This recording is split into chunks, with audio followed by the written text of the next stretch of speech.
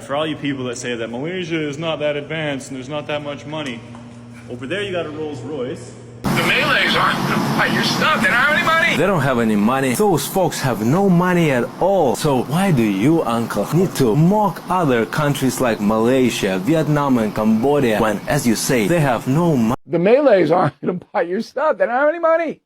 Xi Jinping is going to Vietnam, Malaysia, and Cambodia. Hey, President Xi, let me just break.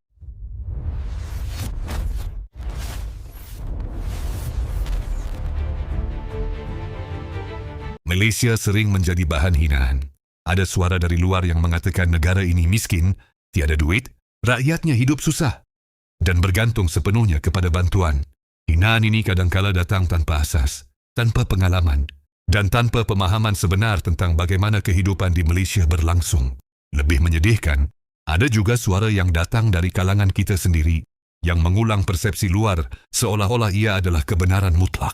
Apabila disebut miskin, gambaran yang sering muncul ialah negara yang gagal menyediakan keperluan asas, rakyat yang kelaparan, sistem yang runtuh, dan kehidupan yang tidak bermaruah.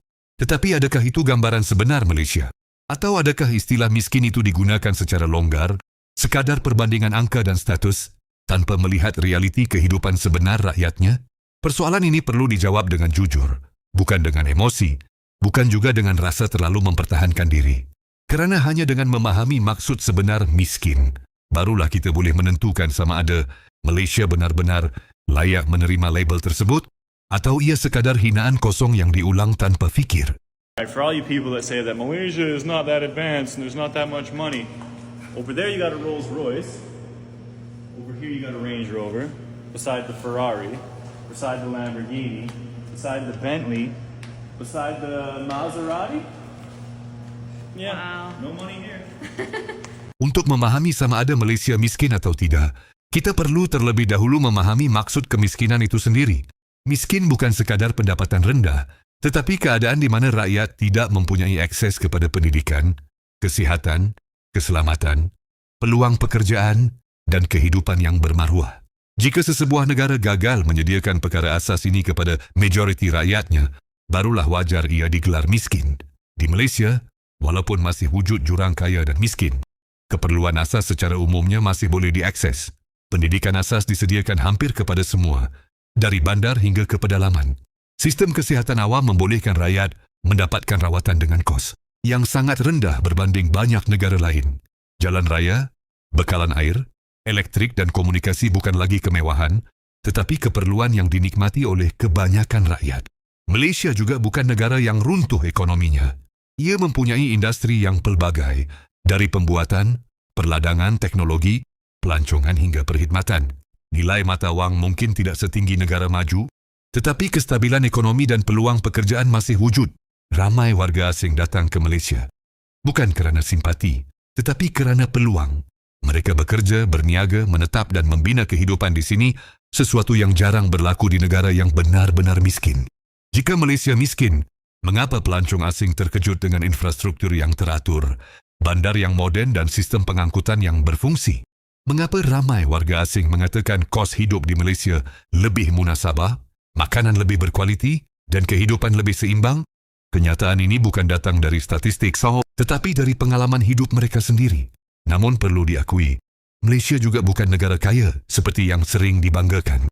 Masih ramai rakyat yang bergelut dengan kos sara hidup, gaji yang tidak seimbang, dan tekanan ekonomi. Masih ada keluarga yang hidup dalam kesempitan, masih ada kawasan yang ketinggalan, dan masih ada ketidakadilan yang perlu diperbaiki. Tetapi realiti ini tidak menjadikan Malaysia sebuah negara miskin. Sebaliknya, sebuah negara membangun yang sedang melalui proses penyesuaian dan cabaran global. Masalah sebenar bukan kemiskinan mutlak, tetapi pengurusan, agihan dan sikap. Ada kekayaan yang tidak sampai kepada semua, ada peluang yang tidak seimbang, dan ada suara rakyat yang tidak selalu didengari. Ini adalah kelemahan yang perlu diperbetulkan, bukan alasan untuk merendahkan nilai seluruh negara. Ironinya, apabila Malaysia dihina sebagai negara miskin, ramai warga asing tampil mempertahankannya. Mereka mengatakan bahawa di Malaysia, hidup masih manusiawi, masih ada ruang untuk berniaga kecil, untuk membesarkan anak, untuk hidup tanpa ketakutan melampau. Mereka melihat kekayaan Malaysia bukan hanya pada wang, tetapi pada cara hidup, nilai kemasyarakatan dan keseimbangan antara tradisi dan kemodenan. Ada negara yang rakyatnya berpendapatan tinggi, tetapi hidup tertekan. Ada negara yang ekonominya besar tetapi jurang sosialnya menakutkan.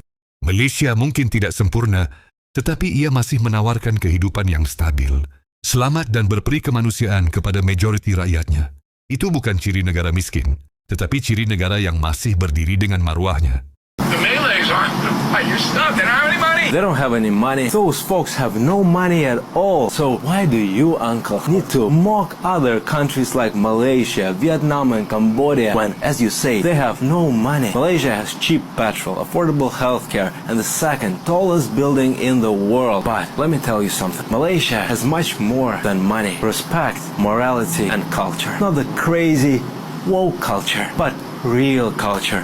And maybe that is why Malaysia doesn't need to disrespect other countries. The Malays aren't going to buy your stuff. They don't have any money. Xi Jinping is going to Vietnam, Malaysia, and Cambodia. Hey, President Xi, let me just break it to you. Those folks have no money at all. Okay? They cannot help you. They're not going to buy your stuff because they don't have any money. All right? And so, I don't know why you're going there. Because now maybe he's trying to sneak in Chinese goods under the Vietnamese label, but that's going to be easily exposed. So I don't even know what this is. You know, if China loses the U.S. market, and I still believe there's going to be a détente here, it's hosed. It's just screwed. Because we have the money. We buy the stuff. Jadi betulkah Malaysia ini miskin? Jawapannya bergantung pada bagaimana kita mendefinisikan miskin itu sendiri. Jika miskin bermaksud tiada sistem, tiada harapan dan tiada kehidupan yang bermaruah, maka Malaysia bukanlah negara miskin. Ia jadi momen tenang, ia noakin sedang bergelap, tetapi ia jauh daripada gambaran negara yang gagal. Hinaan akan sentiasa wujud, terutama dari mereka yang menilai dari jauh dan bercakap tanpa pengalaman. Tetapi kebenaran tidak ditentukan oleh suara paling lantang. Sebaliknya oleh realiti yang dialami setiap hari oleh rakyatnya. Malaysia bukan negara sempurna, tetapi ia adalah negara yang masih memberi peluang, masih memberi kehidupan, dan masih memberi harapan. Yang lebih penting, daripada sibuk mempertahankan diri daripada hinaan luar, kita seharusnya menumpukan kepada memperbaiki apa yang masih lemah. Kerana negara yang benar-benar kuat bukan negara yang tidak pernah dikritik, tetapi negara yang mampu memperbaiki dirinya tanpa kehilangan jati diri. Malaysia bukan miskin seperti yang dihina. Malaysia juga belum kaya seperti yang diimpikan. Tetapi Malaysia adalah negara yang masih bernilai dan nilai itu tidak boleh diukur hanya dengan wang.